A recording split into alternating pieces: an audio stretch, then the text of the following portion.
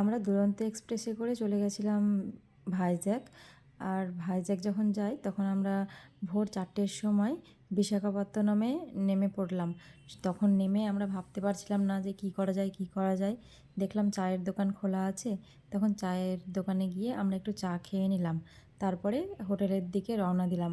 হোটেলে গিয়ে দেখি ওই সময় তো চেক আউট হয় না কারোর, যার জন্য আমাদেরকে একটু ওয়েট করতে হলো।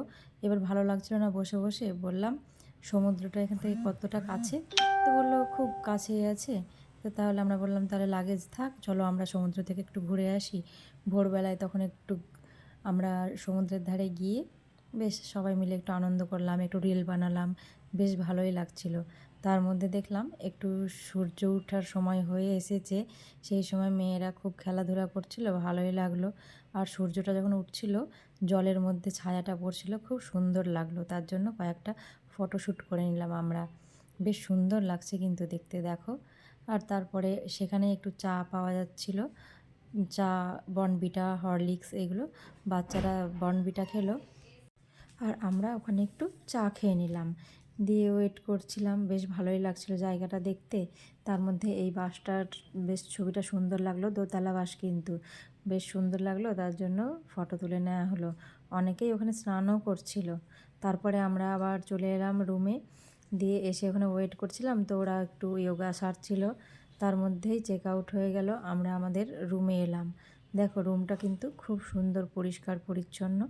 একটা বিশাল বড় টিভি ছিল অ্যাপেল, আর সঙ্গে আমাদেরকে চায়ের, কফির ব্যবস্থাগুলো করে দিয়েছিল। এখানে 2 দিন ছিলাম আমরা, 2 দিনের কফি, দুধ, চিনি এগুলো সব দেওয়া হয়ে গেছিলো, নিজে করে খেয়ে নেওয়া যাবে, বেশ ভালোই। তারপরে আবার একটা ফ্রিজ ছিল, ফ্রিজটা বেশ, আমরা ঠান্ডা জিনিসগুলোকে। তারপরে আমরা বাথরুমের দিকে চলে যাচ্ছি, দেখো বাথরুমটা কীরকম। বাথরুমটাও কিন্তু খুব সুন্দর, এখানে একটা আয়না ছিল বাথরুমের দোরগোড়ায়। আর এই যে বাথরুমটাও পরিষ্কার পরিচ্ছন্ন ছিল খুব, কিন্তু বাথরুমটা খুব ছোট, যেহেতু আমাদের বাড়ির বাথরুম তো অনেক বড়।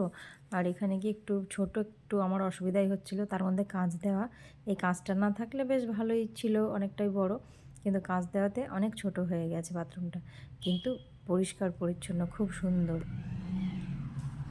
তারপরে আমরা সবাই স্নান টান সেরে নিলাম, টিফিন খেতে যেতে হবে আবার, তার জন্য। দিয়ে সবার স্নান হয়নি, যার জন্য আমরা একটু ওয়েট করছিলাম। আর তার মধ্যে সেখানেও একটু ভিডিও বানিয়ে নিলাম আমরা। মেয়েরা দুষ্টুমি করছিল, দুষ্টুমি না করে আয় চল আমরা সবাই ভিডিও বানাই, যার জন্য এখানে বসে বসে ওদেরকে নিয়ে ভিডিও বানাতে লাগলাম। আমাদের টিফিনটা ছিল ফ্রি টিফিন।